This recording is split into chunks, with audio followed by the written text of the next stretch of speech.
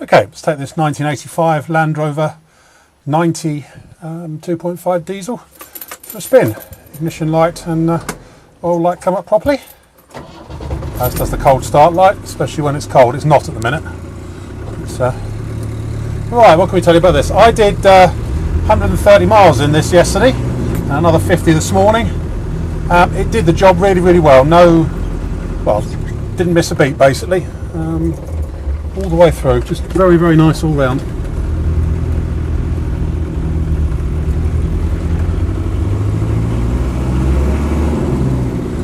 So what can we say? It's 1985 92.5 diesel, showing 134,000 miles.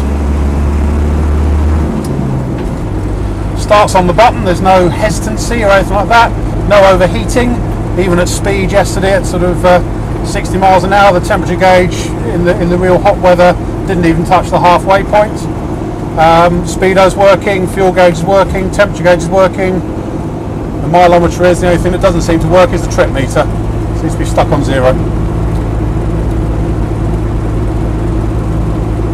Straightforward 92.5, except it's been lifted and it's got heavy duty springs and shocks on, modular wheels with off-road tyres, which are a little bit noisy, it's fair to say, the tyres, but not too bad.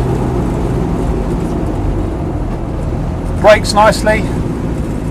Engine wise, so very nice. There's a little bit of smoke just when it's cold, but when you start up, you expect that with these. Clutch is nice. Gearbox is first class. There's no jumping out of gear or sync mesh problems or anything like that from the gearbox. The whole drivetrain feels very solid. I know it's had things like new universal joints and stuff on it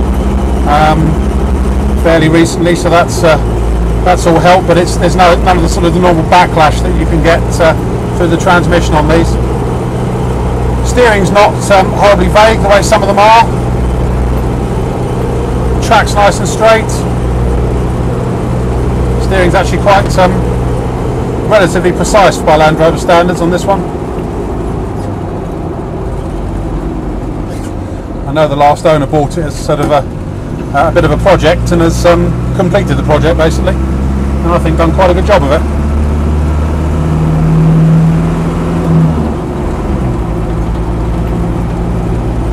Inside here, standard Landy basically. It's got seat covers on the front seats. I haven't looked underneath to see what the seats themselves are like, but there are seat covers on the two main front seats and a centre cloth one. It's got a CD player up here.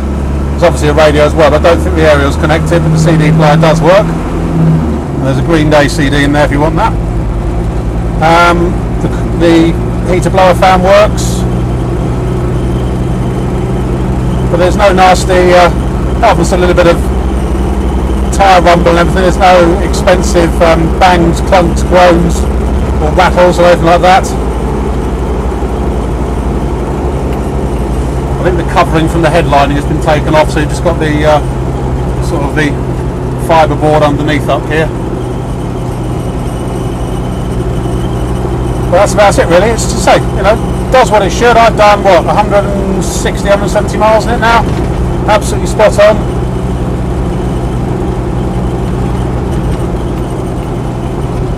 No issues whatsoever really. Well, no, there's no issues whatsoever.